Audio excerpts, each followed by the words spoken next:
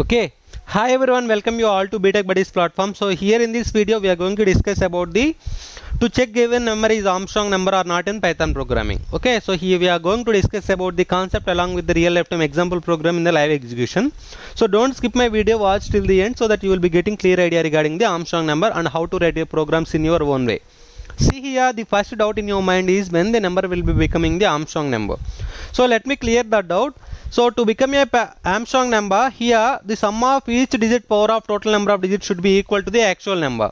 So see here, through the example you can catch the point easily. So if you take the input as 153, first of all we need to find out the total number of digits. Here total number of digits in 153 is 3.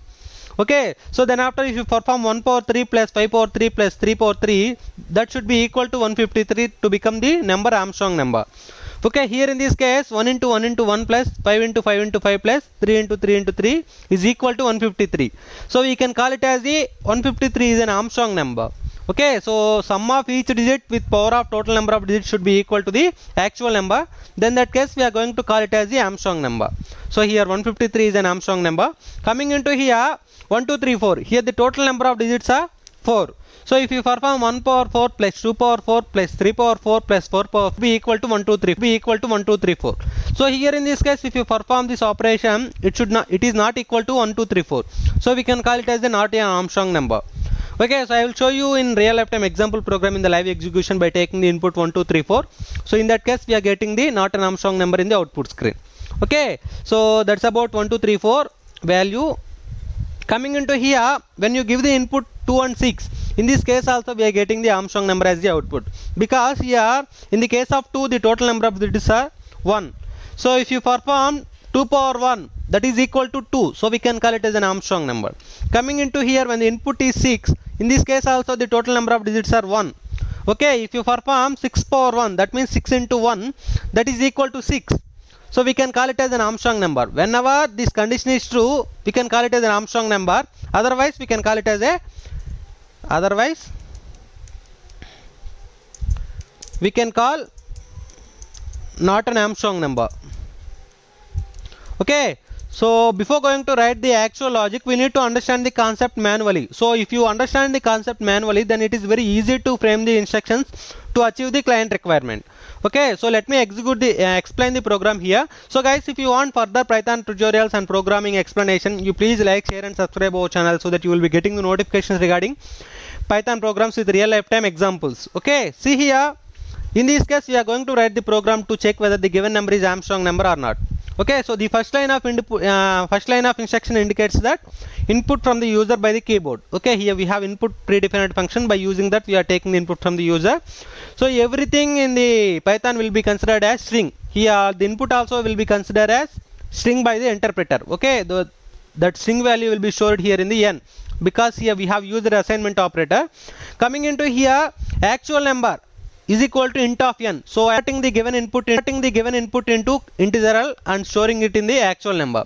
Okay, because we need the integer to compare at the end of the program, like here if actual number is equal to sum. To check with the sum actual number, we need to convert it into integer. Okay, so I have converted it into integer and stored it in the actual number variable. Okay, that's about the second line of instruction.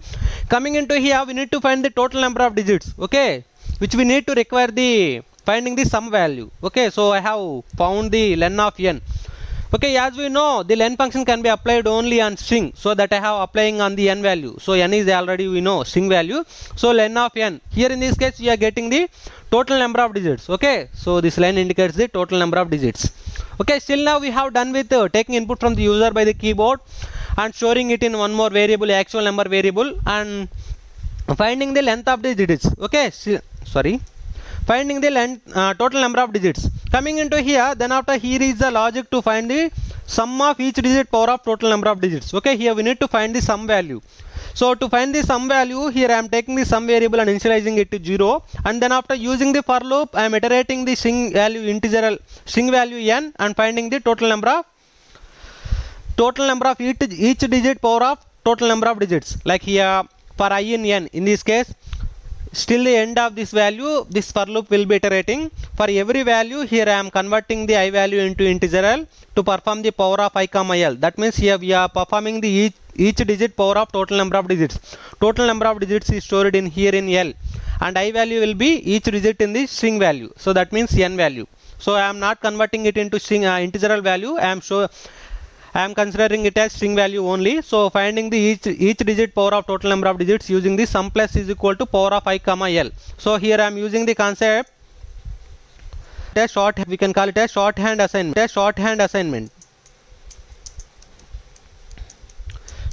assignment. That means sum plus is equal to power of I comma L means here we can say, so for every iteration sum is equal to sum plus sum value will be updated for every iteration. Okay, so power of I comma L. Here in this case for every iteration sum value will be updated with each digit power of total number of digits. Okay, so to iterate from starting digit to ending digit, here I am using the for I in n statement. So for loop I am using to iterate from starting value to ending value in the n string value, and finding the sum of each digit power with total number of digits using the power function. Okay, power of I comma L. So that here in this case we are getting the sum value. So still now we have done with the finding the sum value using the for loop, guys. Okay, this is the second part of the program. Final part of the program, here we have the conditional statement. Using the condition we can print the Armstrong number or not in the output screen, as we have discussed in the above concept. So if the actual number is equal to the sum number, then we can call it as the Armstrong number. Otherwise print not an Armstrong number on the output screen. So the actual number means the input from the user by the keyboard. Okay, so this is an actual number I have converted into integer, and checking the integral value actual number and integral value sum here. In this case, if this condition is true, Armstrong number will be printed on the output screen. Otherwise, not an Armstrong number will be printed on the output screen. This is how we need to fulfill the client requirement using the different set of instructions based on the concept. Okay, so let me execute this and analyze the output. Here in this case, I am giving 153 as input from the user by the keyboard. Here 153 is an Armstrong number. Okay, if you perform 1 power 3 plus 5 power 3 plus 3 power 3, we are getting 153 only. So we can call it as Armstrong number. Let me execute once again and give you 1 2 3 4. So here in this case not an Armstrong number, as I have explained in the concept. 1 2 3 4 is not an Armstrong number. And coming into here, let me give you 2 as the input from the user by the keyboard. 2 is also an Armstrong number. So and also 6 is also an Armstrong number. 6 Armstrong number. So like this we need to write a program using the Python instructions. So based on our requirement we are going to use the particular concept in Python programming, so and achieve the client requirement. Okay, if you want line by line explanation regarding further Python tutorials, you please like, share and subscribe our channel so that you will be getting the notifications regarding all type of Python programs. Thank you.